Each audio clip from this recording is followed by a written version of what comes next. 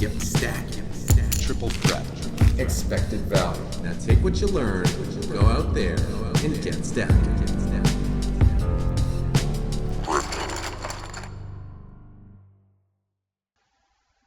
Hey guys, this is Charlie here again for Grips.com, and I'm going to do I'm not sure how long it is, probably 2 or 3 part review of the last 2550 ring game, cash game session that I played.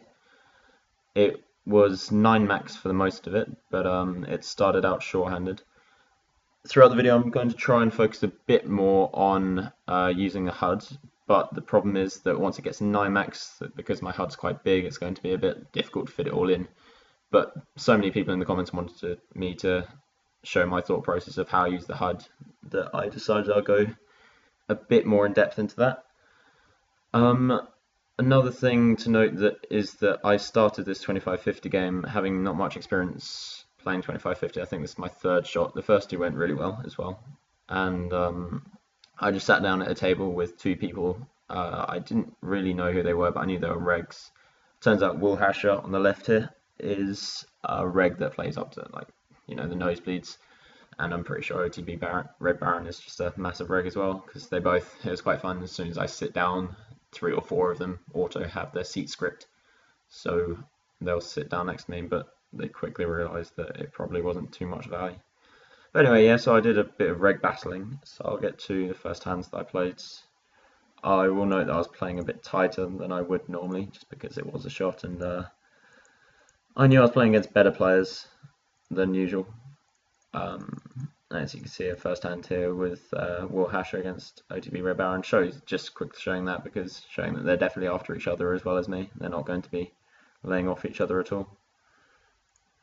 Yeah, so we're opening obviously A7 on the button. We'd open any ace and a lot of other weaker hands as well, probably around 50 to 55%.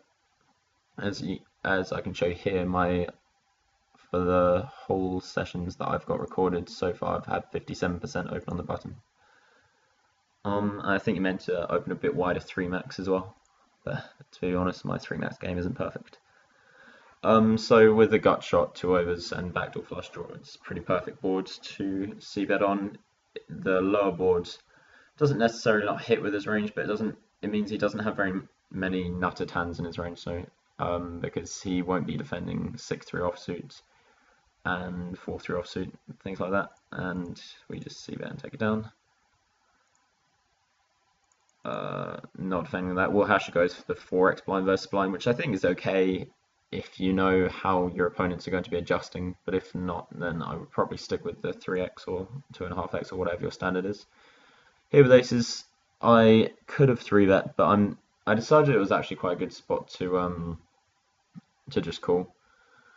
It was like the 3rd or 4th hand, as you've seen on the table, and I'm kind of deep with Will Hasher. I expect him to peel quite wide, and I'm not sure what he would expect my 3-betting range to be, but there is a slight chance that he would expect me to be playing really tight because it was a shot. So if he expects me to only be 3-betting monsters, I don't really want to have monsters in a 3-bet pot deep out of position. That being said, the standard is to 3-bet. I would 3-bet this most of the time, but I think it's fine to call, and we don't get squeezed from Red Baron, which is annoying. We check, there's no point in leading, he's going to be c-betting this a lot of the time. Our perceived range at the moment is going to be lots of suited broadways and pocket pairs, and his range is absolutely wide open. The thing is, a lot of people don't really have flatting range in the small blinds, so I'm not sure what he would expect our range to be. Also, maybe things like ace queen off and ace jack off that don't want to 3-bet deep out of position. I think he may expect us to have that. So he bets quite large. But obviously we have aces we're calling, and we can try and work out his range on future streets. This is where it gets kind of interesting for a hand so early on. He overbets here, and my first thoughts were that this was weak. And from what I've seen of people overbetting in position on turns, is that it's generally quite polarized to nut hands, so like sets and top 2 pairs, but more often sets if it is nut hand, or 9-6 in this case. Oh, sorry, whatever the straight is, 9-7, and a lot of the time it's going to be things like combo draws and just flush draws with 2 overcards, things like that, that he wants to be barreling me off for my single pair hands. So if I have like pocket 7s here, he would be betting quite large to fold those out. Also, the fact that I didn't raise the flop means I don't have very many nutted hands, because I think he would think that all my sets would raise, which I'm pretty sure I would most of the time. So in this instant case, with no history with him, I think almost 80 to 90% of the time this is going to be a semi-bluff hand, especially since it's such a coordinated board with not many nut hands, but a lot of hands that can be semi-bluffing. So those hands would be anything like ace king of hearts, 9x of hearts, 7x of hearts, anything like that, especially things like 9-10 of hearts. So we call, and we have quite a nice river. Again, there's no point in leading out, because if his range is so polarized, like I said, then he's either going to have a misdraw, which likely has little little showdown value, or he's going to have a nut hand, which we don't want to lead into anyway, because we're just value cutting ourselves quite hard. So I remember he very quickly bet 1.6k, and given that price, I expect a lot of his value hands here to bet a lot bigger as well. So if he did, say, have pocket 8s, I would expect him to bet quite large against what he perceives to be a strong range. So I think he may be unbalanced in that spot, but I'm not sure, because he is a sicko. But I imagine he's unbalanced, and he turns up with Queen 9, which is no 7k pot to start with. I decided to do this video a bit sooner than I left the Sunday rebuy video, as every hand I think will be fresh in my memory, at least to some extent, whereas in the rebuy I was a bit confused about what I'd done in the past. So I should be able to get the same kind of thought process that I had at the time as well. I'll explain the HUDs as I go on. I'll explain which stats I'm using, and there's a good chance that I won't explain what all the stats are. Like I just open folded 10 deuce suited on the button. I think that's not in the top 50% range. I think some people choose to open it, but I don't. Defending here with 10-9, very standard. He checks back, and we could decide to bet the turn. It would be called pro bet as soon as the aggressor checks back and we bet turn. But when we pick up the 9 as showdown value, when he checks back, a lot of the time he's got something like king high or a jack or an 8. And by betting, we don't really narrow his range, because a lot of that will call. Whereas if we check, all his 8s will check back. There's a good chance some of his jacks will bet, and all his weak ace highs. So if he has like ace deuce here, will probably or almost definitely bet themselves. So when he checks back, we quite confident. Well, again, now I'm very confident we have the best hand a lot of the time. The only hand that can possibly beat us is something like king 9 that he decided to check down. So we need to go for value, and I think 2/3 or 3/4 size pot bet here is probably prudent, as we can still have a lot of air in our range that decides to bet if thinking he can't call down. So I go for a 2/3 size pot bet, and he folds.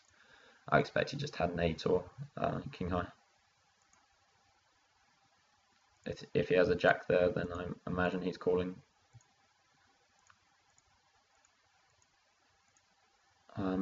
Here are these 3. This is a spot that comes up quite often, and it's a leveling spot a lot of the time as well. When there is a dry board and 3 players in, which includes the big blind, the small blind, and the button, it's very, very powerful move for the big blind to lead here with a lot of his range. So when Will Hasher does leads, I expect a lot of the time he's going to be light. But I think I folded in this case. It wouldn't be a bad spot for me to peel as well, but I do think that he would also be leading a lot of his 9s as well. And OTB Red Baron is still in the pot, and after he calls out the small blind, his range is going to be bit stronger than mine, so I feel that this is a spot where the small blind should be playing back a lot more. And as you can see, Hasher did have air, and OTB did have a stronger range, so that's fine. Imagine nothing happens there. Not opening that blind versus blind. I think I'd open about 50% blind versus blind at the moment. It depends who I'm opening against a lot. So here's another stat that I'll be using quite often, is the last stat on the second row. That's how often somebody's folding the big blind against a small blind still.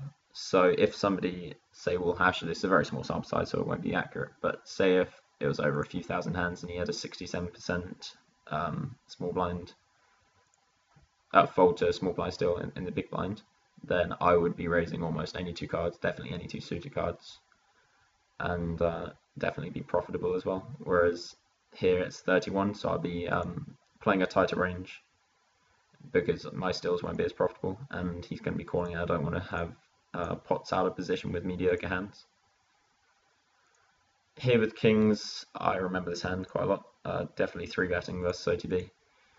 Get quite a nice flop. It hits his calling range reasonably hard, but we're going for a standard c-bet of half pot. I think it's best to continuation bet about half pot on these boards. It's what I would do with all my value hands and all my bluffs that I want to continue with.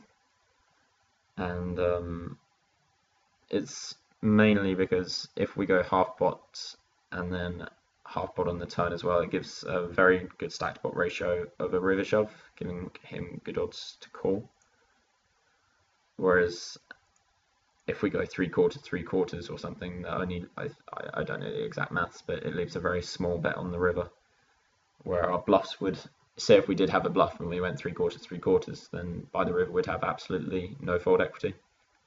And we want to be doing the same with our bluffs as our value hands as well, so we're not exploitable.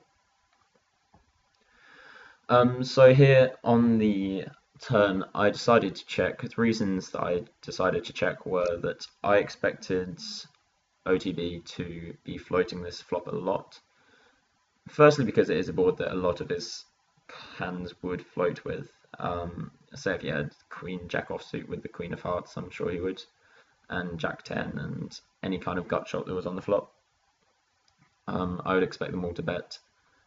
And also because I am taking a shot, and I'm sure he was aware that I was taking a shot, so I think that he would be floating a lot more often, thinking that I would be check folding more often, because I wouldn't be willing to play back with marginal hands. So I decided to go for a check shove, which I think is fine. It's about a pot size shove, just a bit over, and we get called off, which is never good, and 2-turn set. So we were down at this point. That's fine. Only about but we're about $2,000 down at that point. As you can see, playing quite tight still, getting rags, so it doesn't matter. I think it's quite important once those kind of hands happen that you first of all evaluate, was it a bad play that you made, and I can safely say, looking back, that I would still make the same play, even though I now know his hand is that. And then second of all, to not be perturbed by it, not be put off, because if you are in it for a long session, you can't be tilted, and if you are, you have to stop playing. I think one of the most important things for any professional poker player is that if you do get tilted, first of all, try and learn to control it, but if you do really struggle with that, then you have to stop playing as soon as you get tilted. It doesn't matter if you're on an amazing table, but okay, maybe if it's an insane table you can play whilst a bit tilted, but most of the time you're going to be playing a lot worse than your A game, and especially in something like a cash game. Cash games, they're infinite. You can play whenever you want. You can sit down on a Zoom table and just play any time of the day, which is brilliant. So you might as well choose the times that you're going to be playing the best, and you want to make sure you're playing A game. Get a walk, definitely would have been playing. I decided to limp sixes here, blind versus blind. I think it's fine to limp and to raise. I decided to limp because we're a bit deeper, and it's not a hand I want to be calling a 3-bet with very often. I do think he would be 3-betting quite wide, blind versus blind deep. So we bet on the King Queen 5. We're going to get a lot of calls from King X, Queen X, and 5X, but also The reason I bet is we fold out any two cards that have overcards. So if he has like ace deuce or 9-10, then we're making him fold out equity while still getting value from a 5 and obviously value cutting ourselves from a queen or a king. We check fold on the turn, as most of his hands have, say if he was floating the flop, he would have to have something like 9-10, Jack-10. Okay, Jack-10 wouldn't be a float probably, but 9-10 and ace-10, which probably raise pre-flop. So pretty much everything has us beat the bets the turn, as a king and a queen may bet themselves as well. Opening the ace-4. Oh, I remember this hand. This is kind of fun. Oh no, actually I think it's a different one. I go for a massive 4-bet here, and I think that Will Hasher would have been light in this spot a lot, and I was quite confident he was going to be squeezing quite often. It's a very small sample size, so don't take this on face value at all, but you can see over the hands that I did play against him, he played a 25% squeeze, which is the 4th stat here, with an 11.2% 3-bet. So just quite a high one, and it's fold 4-bet. I wouldn't have these stats at the time, but because I don't just start playing, so these stats that I have here will be from future hands, I think. But his fold 4-bet, as you can see there, is 100%, which is the penultimate stat on the first line. So I go for a massive 4-bet, and I think he would perceive this as really strong the first time I do it, because this is not a normal 4-bet size, and I like to do it a lot with the same kind of range that I would, but it just stops people peeling. And this is not a hand that I wanted him to be peeling a 4-bet with. I wonder how bad this is that I'm telling people my tactics. Huh. Hope no 25-50 rigs watch this, but oh, it's for the Grits community, so it doesn't matter. We defend King 10. I'm definitely not 3-betting unsuited hands, big blind versus button very liberally, as we want a lot more post-flop pair ability when we 3-bet, because stacks are going to be deeper and he's going to be calling a lot wider. On ace-9-9, I think he's going to be c-betting his entire range, so it's definitely a spot where people, I think, would just be snap folding, and king high is just going to be good too often. And when he checks back the jack, I imagine he's giving up a lot of the time. And the good thing about this is that on the ace-9-9 boards, if we have something like ace-deuce, we're not going to be betting at any point in the hand, because there's nothing worse that we can get value from. So on the river, if we check back, it looks like we could have king high, but he also can't really bluff, because a lot of the time we just have an ace that he won't be able to get us off. And as you can see, yeah, he was opening 5-deuce suited on the button, which is fine, deep stacked, and everything went well. I will point out that I do think that these players, especially Will Hasher, I think Will Hasher is better than the cash game poker, and judging by his results, he plays 100-200, there's just going to be a lot of things that he's better than me at. But he was playing multiple tables, and I was playing one table at this point. I don't usually one table, but I decided whilst I was taking my shot, it was better just to focus all my attention on this one table. And OTB, I'm not sure how good he is, but he's a 25-50 reg, so he's going to be quite good, but he was also playing multiple tables, and I was feeling quite good at the time. I'd just come off a tournament session, but I was still thinking quite well, and I was confident that if I was playing one table and they were playing multiple tables, that I would have an edge. I may be wrong, but I think I did. I think that's quite an important thing to think about if you're having shots, and not to say people won't be able to do it. Say if they're playing 4 tables of 100 in L zoom, and then they take a shot at 200 in L zoom. I'm not saying they couldn't play 4 tables of it, but it would just make more sense whilst you are taking a shot to play fewer tables, as you want to decrease variance and maximize your win rate per big blind instead of win rate per hour. As even if your win rate per hour is bigger, it has more variance when you're playing more tables. So if you're trying to decrease the variance in a shot, then you want to be playing fewer tables, if that makes sense. Here with Jack 10, we could float. We have 2 overs plus backdoor straight draw, but I think there are better hands to float with. So if I had Jack 10 of clubs or hearts or spades, I'd be more likely to, or Queen Jack. So I think folding there is fine. I imagine we're not playing that. Queen 9. I decided to check back the Queen 9 here. I'm I was still in the mindset that I thought Will Hasher was going to try and put a lot of pressure on me, even though I do think he would be playing near to GTO. I think he would be deviating it from it quite a lot. When I say GTO, I mean Game 3 Optimal, which is a high level play based on game theory. And the more someone deviates from that means the more they're trying to play the player instead of play the cards and the game and the board. And that means that they're trying to go for an exploitative line if they are deviating from GTO. So trying to exploit a player. I think he would try to exploit me quite a lot because I was taking my shot. So I check back a weak queen. I would be c-betting all my stronger queens. But I think queen 9 is fine to check back. And he bets. We go for a half pot bet here. I think it's quite good. I like my sizing. I don't have too many bluffs in my range, but I would expect him to think that we do have quite a lot of, say, ace 3, ace 4, maybe any ace high that I decide to check back and call. Obviously I can have a backdoor flush draw, but it's so unlikely, and it looks like I don't have many value hands in this spot at all. And yeah, as you can see, he calls a 10, weak 10, which is good. And we were never going to get more than 2 streets of value from the hand, so we didn't lose any value from checking back the flop. Here with the ace-jack, I decided to call again. Like I said earlier, I don't want to be 3-betting unsuited hands, and especially cards like ace-jack, which have reverse implied odds. So if he's calling with ace-king or something, we definitely don't want to be getting in a big pot out of position, dominated. It's just never going to end well. Rarely going to end well. Here with 9-8, we get 3-bet and we're folding. Will Hasher at this point had been 3-betting loads, so we would start playing back against him soon, I imagine, if this carries on. Queen 9 again. Here I lead with King Jack. I think it's a good board. I would be leading a lot of value hands on this board. I have the gut shot 2 overs and the backdoor flush draw, and it means that I can be double barreling a lot and fold him off. If he does call the flop, I can fold him off for 7 and 8 and eventually a 9 if things go well. Here with the jack, it's close between checking and betting. I think I prefer betting.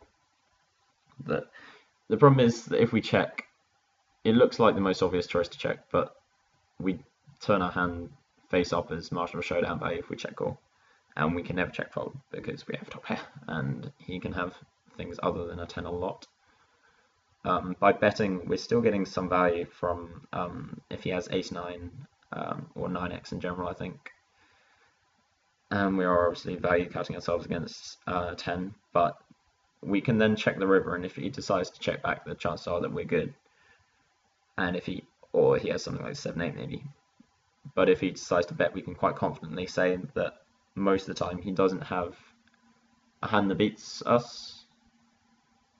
No, sorry, most of the time he doesn't have a bluff, because all of his hands that are worse than us would have showdown value at this point. So I prefer a bet. I like the fact that I bet there. And the jack's a perfect card to check and hope he doesn't have a straight. And he checks back on a straight, so I think I played that fine. I think later on I started playing a bit worse, but at this point I was still very confident I was playing well. With the a6 I defended and obviously checked the aggression on the flop. On the turn I decided to check again. Reasons for this are that I think on the turn he's going to be betting a lot of his range. And we're never going to get more than 1 street of value, say if he has an 8 or a jack at this point, because there are now 2 overcards to his cards. That makes sense. And at this point we're just going to be checking down. Obviously we could have got a street of value from King Queen, but that's a very small part of his range, and I don't think that's too much of a consideration. I 3-bet the ace-2 suited. It's good to have hands that, when you're 3-betting deep out of position, that make the nuts, and ace-2 suited obviously makes nuts. And if it does come like 3, 4, 5, then that's perfect.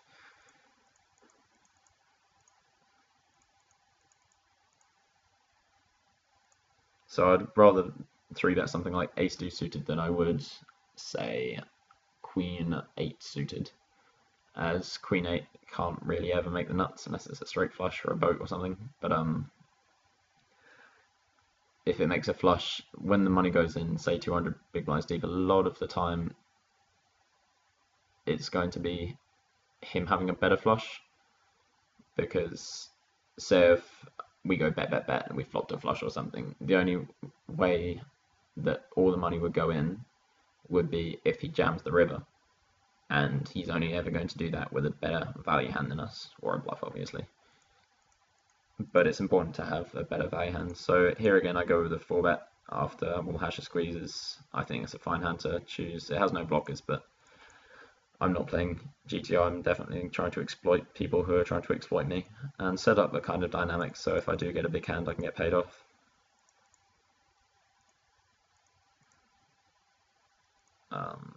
Here are the 8s, raising ticket. I think that was a raising ticket with the King Jack as well. I know. And yeah, with the King Jack, we're definitely just c-betting a strong Jack and winning. This is the hand. Nope, this is not the hand. Okay. What happened there was he c-bet about 2/3 pot. And as much as it looks like we could be raising here, a lot of the time I don't think we should be. As if the money did go in, say he 3-bet the flop, it would only ever go in with a hand that beats us. So 4s, 7s, aces, ace 7. The hands that would get it in, and nothing that we beat really. Even if he had 7-4 suited, he wouldn't be getting in. So I don't think there's too much value in raising, although we would get more value from ace king or something. If we were 100 big blinds deep, I would be more inclined to raise, because then if stacks did go in, I could still have the best hand a lot of the time.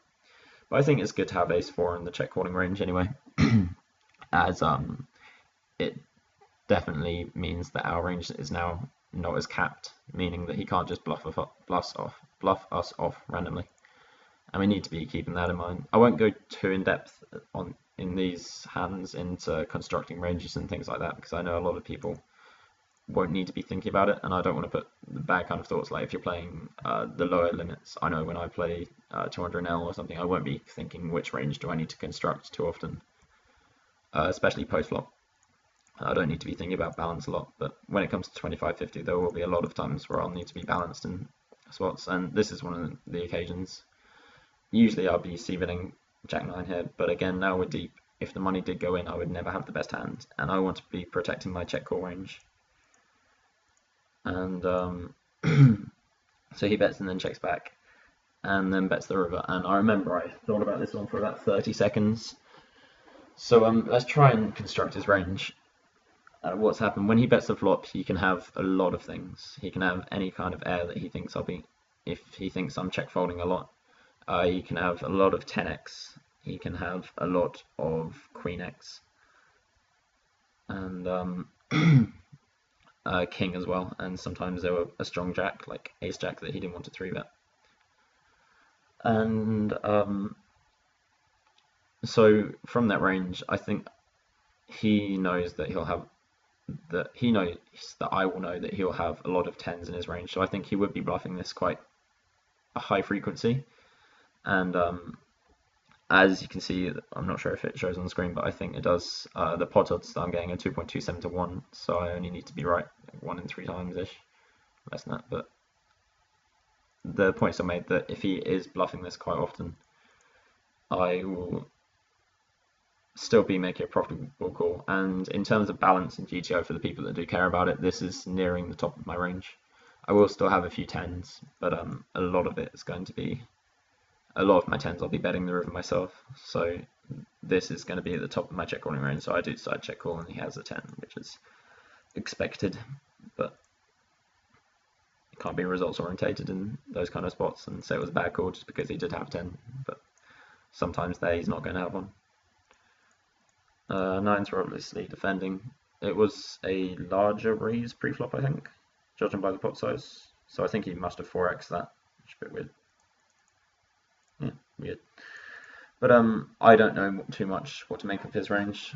I know a lot of people, in the higher stakes especially, like to mess around with raise sizes pre-flop. And seeing as I don't know this person personally, I cannot make too many assumptions out of it. So we check call on the 10-6-3 is really standard, and he checks back the king, which is fine. I decide to go for a bet here. I kind of like it, I kind of dislike it. I remember I was thinking at the time, it was that if he did have something like a 6 or a 5, or a 10, then he would be, okay, maybe not 10 actually, I think a lot of 10s would be betting, but a 6 or a 5 or a 3, I think he would be checking back, but there's a decent chance that he thinks I would have air in the spot quite often. So if I had something like ace 8, ace jack, I would definitely be betting this river, probably the same size. And the value hands I can have would be a strong 10, which there aren't too many of, and a king, which basically there are none of, and unless it was king as a clubs, which is now made a flush, and a flush, which quite often check raises the river. So I think if he has a 5 or a 6 there, he may decide to hero call a decent amount of the time.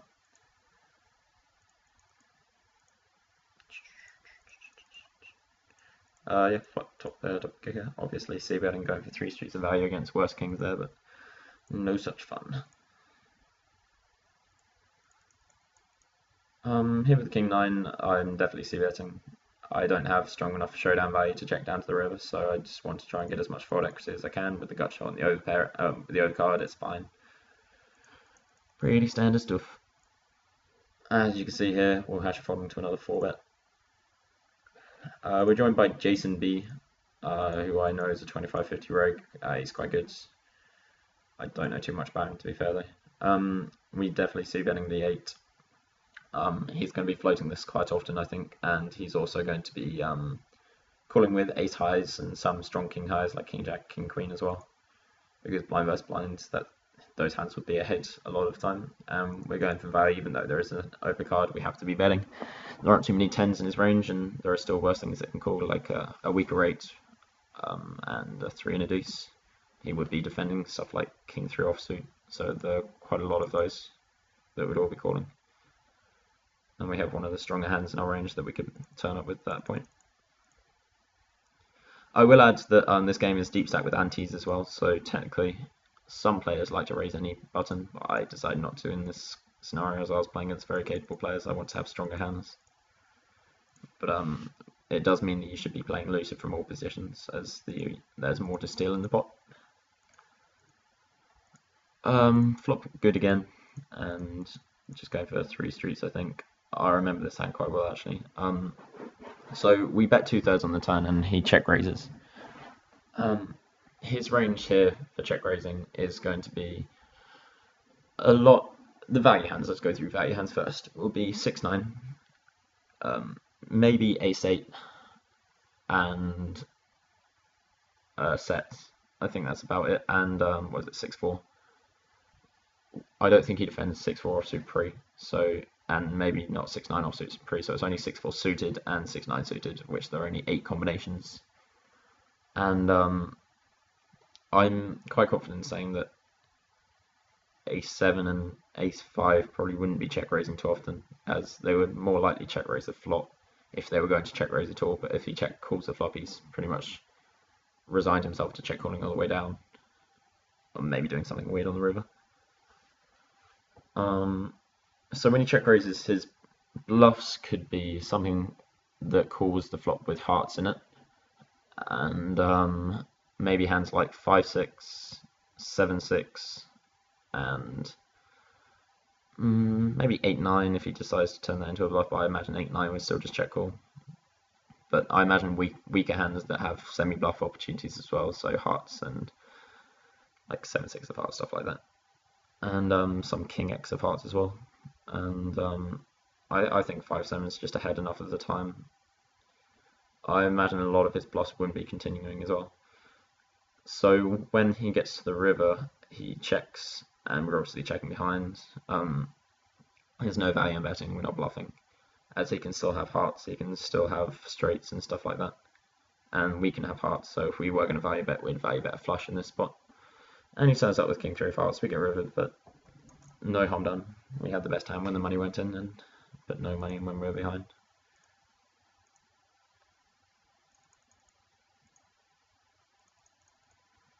So I think we're down about almost 3k at this point. But again, I think we got a bit unlucky with the king's hand and that hand as well. Obviously defending queen 9. I decided to check fold.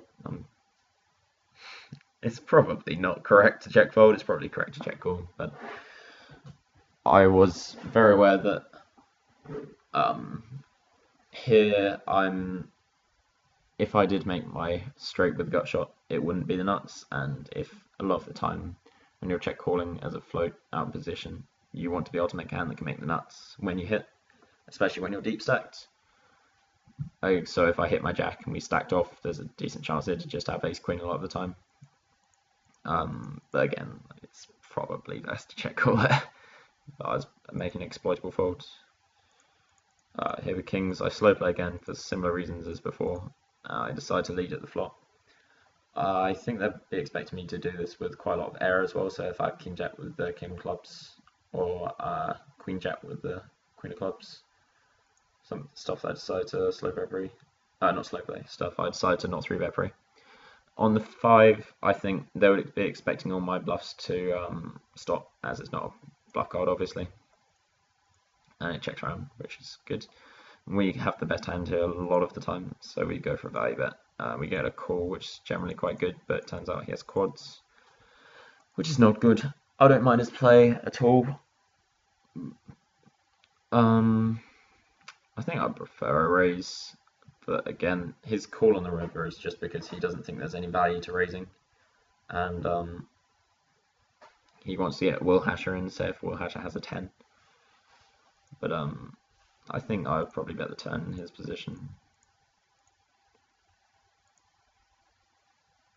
Maybe not actually, it's close. Anyway, no harm done again. Down a bit more.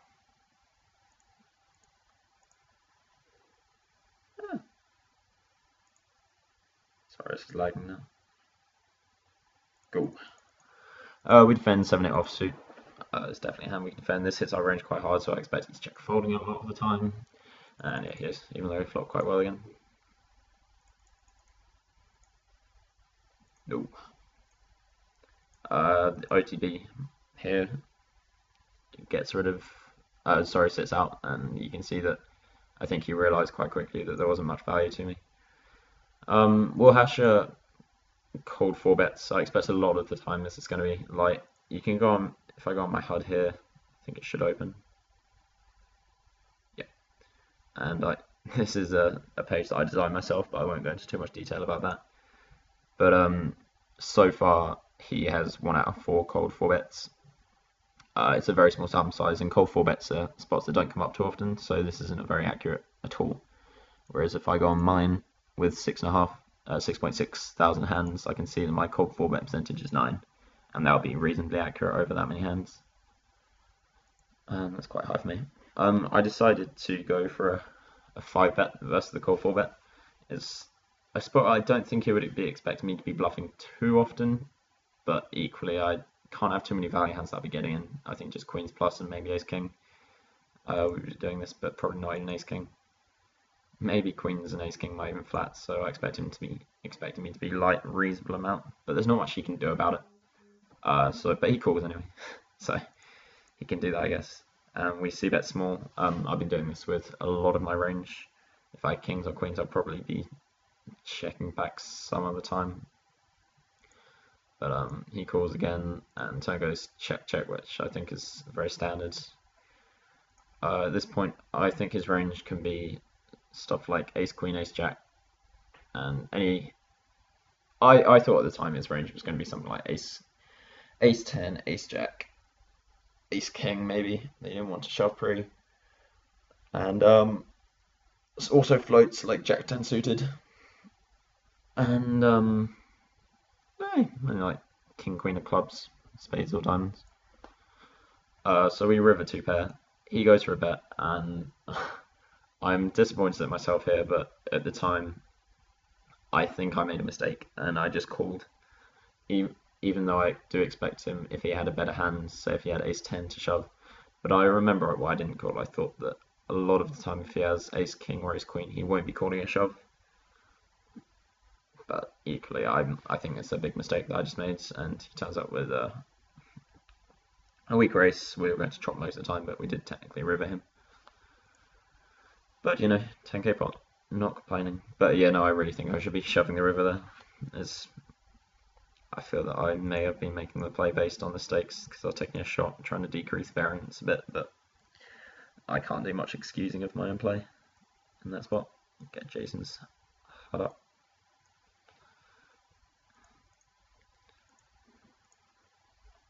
This is taking not as long as I thought. It gets a lot more interesting, I think, later on once more people join.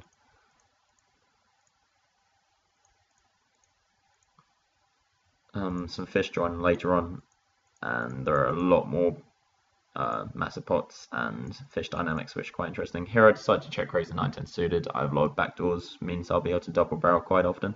So backdoor hearts and backdoor straight, and it's a board that he's going to be c-betting a lot, and he won't have much a lot of the time as well. So I think there's a lot of fold equity to be found, and if he does float, we will be able to double barrel quite often with the backdoors. And on those kind of boards, I think people give you a lot more credit just because there is a flush draw and they expect you to be check raising flush draws as well as sets. So I think that's fine. OTB's back. This is where the HUD starts getting annoying. I will have to put it away at some point, I think. Here when OTB check raises, I expect him to be light a decent amount. I expect to have spades, but we have a spade blocker a decent amount, and backdoor hearts and stuff like that, the same kind of stuff that we did. When he checks, because we're floating the flop, we carry on with our plan and bet the turn, and I think a lot of the time he's going to be folding, and he is. So I expect him to have something along the lines of 5-6, maybe 3-4 suited. I don't know. A lot of things. But say if he has something like 9-10 or ace-9 of spades or something like that, I imagine that if he check calls the turn, we'll still be able to get him off the river with a bet. And I remember at the time I was planning to overbet the river if he did check call again and just represent Queen 10. And I imagine that would have quite good results, as they haven't played me much before and I don't expect them to expect me to overbet bluff too often.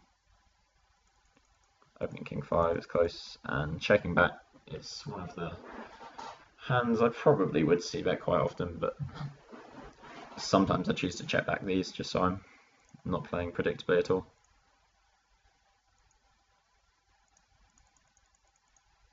King 10. We call a 3-bet, we're deep and in position against someone that's been 3-betting a lot. And I wouldn't say I'm ahead of his 3-bet range, but it doesn't really matter because a lot of his equity he won't get to realise because he's out of position. And this is an annoying turn, obviously. It looks like it improves our hand quite a lot, and we can have ace highs a lot as well. But if he does have something like ace queen, we definitely want to be getting value out of it, but he check folds. So I've been flopping quite well so far. Oh no, 1 second. No. And yeah, I'm back, sorry about that. For some reason, Hold'em Manager decides to mess up quite consistently, actually, very consistently. I don't know what they're planning to do about it, but at the moment it's really annoying.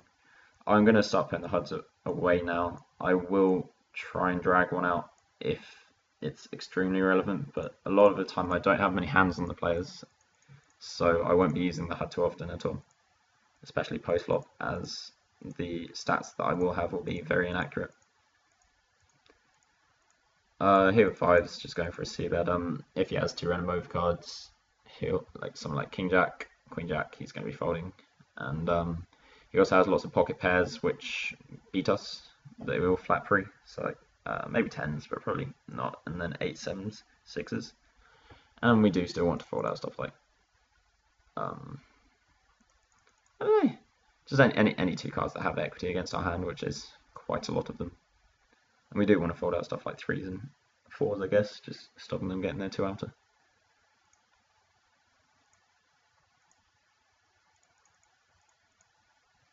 Here with ace queen, definitely not 3-betting. Again, because we're deep in our position with a hand like this. And we're check calling the flop. We have backdoor straight, backdoor flush, and we're check calling and ace high is sometimes good. And when he bets the turn, I imagine he's going to have a lot of bluffs, so any 6 with barrel. I think this is quite important to look at how often people are going to be double barreling. People just love to double barrel when they pick up equity on the turn.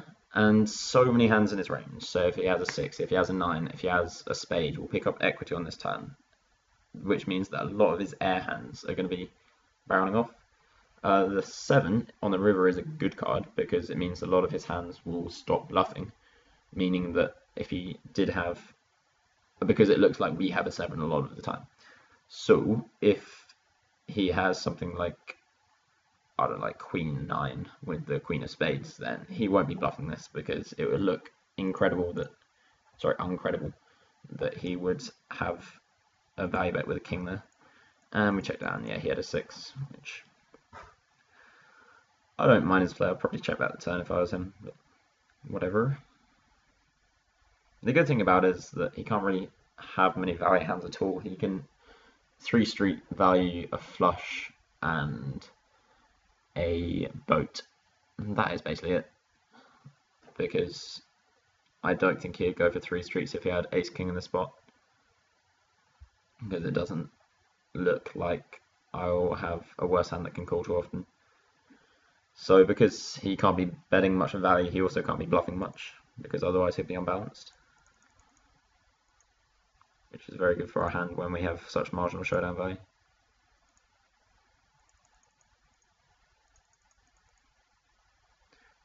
Here's a spot. This is a cutoff open and button call, and we complete from the big blinds. Under O here, I think is going to be betting when check 2 a lot of the time. And say if he has just 2 random overcards or a 7 or a 9, I think a lot of the time he's going to be betting, and a lot of that also folds. And it's a great hand that we don't care if we get, he's only 100 bigs deep as well, we don't care if we get this in on the flop. We have good equity, and he may choose to 3-bet bluff sometimes, so it's good because we can then 4-bet jam over the top, which is fun. And because then we have fold equity plus good equity against any other things. And another good thing is that we want to, say if he has a king high flush draw, we definitely want to be getting our hand in. So if he has the king 10 of clubs, it'd be horrible if we don't get this in on the flop, because if for all the times that the flush doesn't come, we're not stacking him, whereas we do stack him if we get it in on the flop. So that's fun. How long to make this? I'll make it 50 minutes and then make part 2. 9-10 suited, definitely playing, and folding to a squeeze. Could decide to 3-bet, I think a lot of the time I would. At this point, I think we're up about 5k, so I'm buying, which is good. We're calling a 3-bet out of position deep, and check folding on that board. Could choose 4-bet, but I don't think it's a very good hand. This stack depth, maybe if we're 400 big blinds deep, I'll choose to 4-bet, because then when we do hit our set, it's worth so much more than if we 4-bet it and hit a set 200 deep. Yeah, that's fine.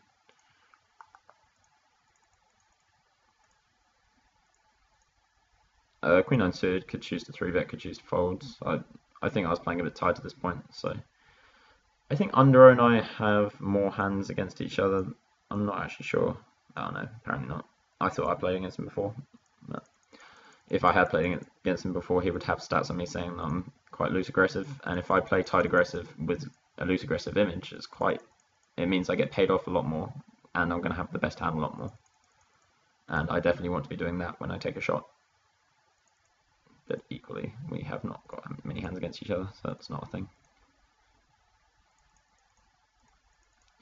Definitely opening, definitely c-betting with 200s, and took it down. Sorry, 200s and a gut shot, and backdoor flush draw. On all flops, when we're deciding to c-bet, we want to decide how many hands we want to bluff and how many hands we want to have for value for c-betting, and then based on, okay, first you go value hands, and then you match that with bluffs. So you want to have a certain amount of bluffs per value hand, and on a board like that, I want to be value betting a strong jack and any queen, but I don't want to be value betting that much because it hits his range quite hard. I'll go back. Oh, I've gone too far. Okay.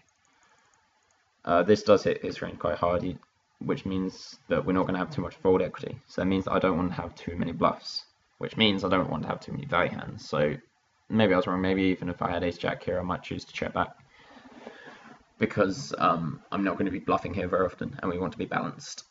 And this is, again, a thing that you don't want to be taking into too much consideration if you're playing lower stakes, but as you move up, say up to 3-6, maybe 2-4 ring games, you definitely want to be considering being balanced in those kind of spots.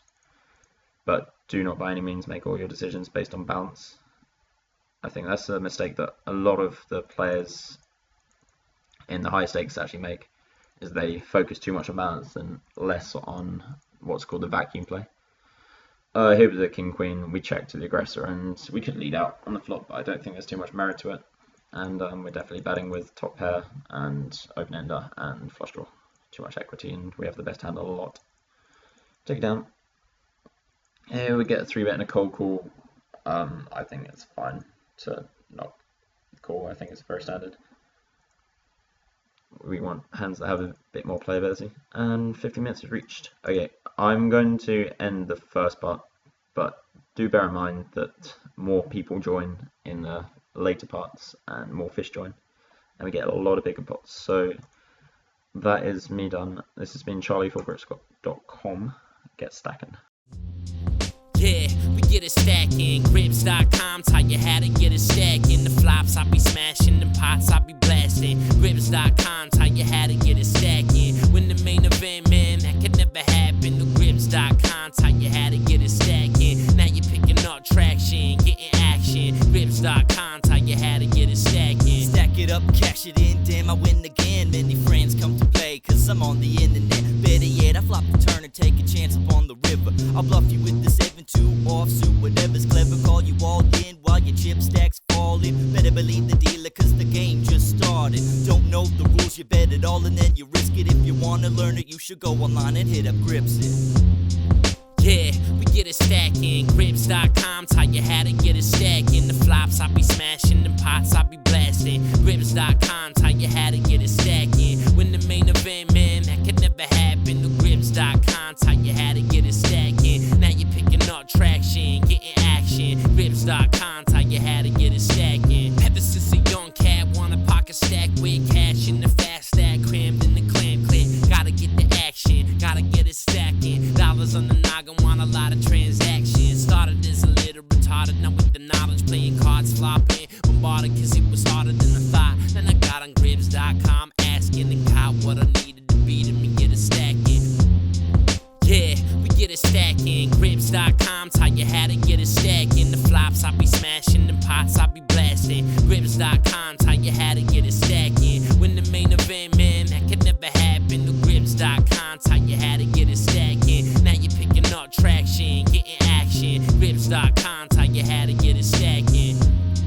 Yeah, we get it stacking. Grips.com, tell you how to get it stacking. The flops I be smashing, the pots I be blasting. Grips.com, tell you how to get it stacking. When the main event, man, that could never happen. The Grips.com, tell you how to get stacking. Now you're picking up traction, getting action. Grips.com, tell you how to get it stacking.